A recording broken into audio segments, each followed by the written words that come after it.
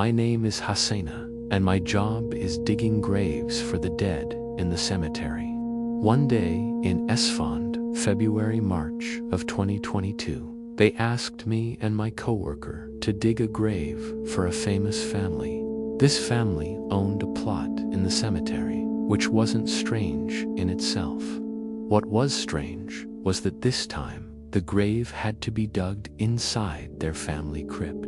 A crypt is an underground room with several burial niches, but digging a full grave inside a crypt, that was really odd. So, I called the man who had made the request to ask about the body.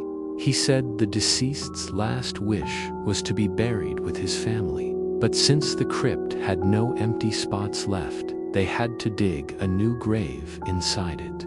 We got to work, opened up the crypt, and dug the grave. The body was supposed to arrive from Bandar Abbasi, long journey that would take at least 5 hours. After we finished the grave, we came out and waited. Several hours passed, the sunset had faded, and it was slowly turning to night.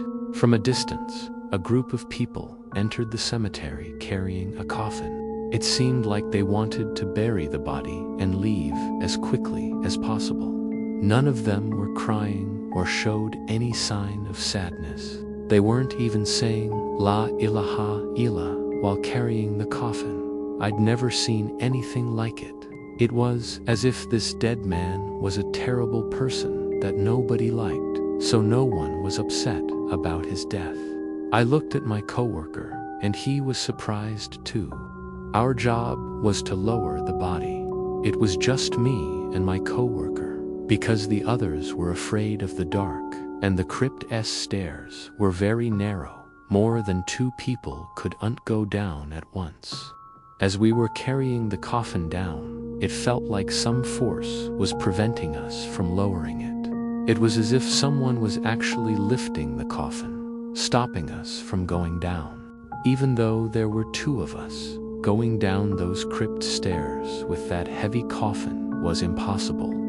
I kept saying, Ahudu Billah, I seek refuge in Allah, with every step we took. When we finally placed the coffin on the ground, I called out for one of them to come down to witness the burial. But no matter how much I called, no one answered. My coworker and I came out of the crypt to call them, but there was no one there. The people who brought the body had fled. It was like they just wanted to drop the body off and run. They had left an envelope of money next to the cryptodice, was more than the burial, fillin with a death certificate. I picked up my phone and called the man I had made the arrangement with. First, he didn't answer. Then, he had completely blocked my number. I thought, this isn't normal. This dead man definitely has some story behind him. So I called the police and explained the situation. I should mention that in most cemeteries, you have to present a death certificate before you're allowed to bury a body.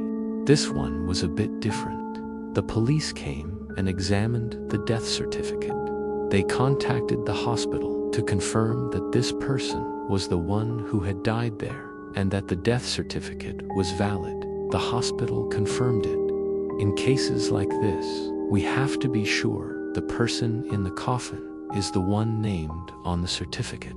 While the coffin was in the crypt and the police were investigating outside, a horrible smell started rising from inside. It was as if the body had begun to rot and decompose in that short time. The police managed to get the number of the man we had the deal with. Then, we went down with the police to examine the body. We did a preliminary visual examination to make sure the cause of death matched the certificate, which stated a heart attack. When we opened the shroud from the face in front of the police, we were shocked. To be continued, Inshallah.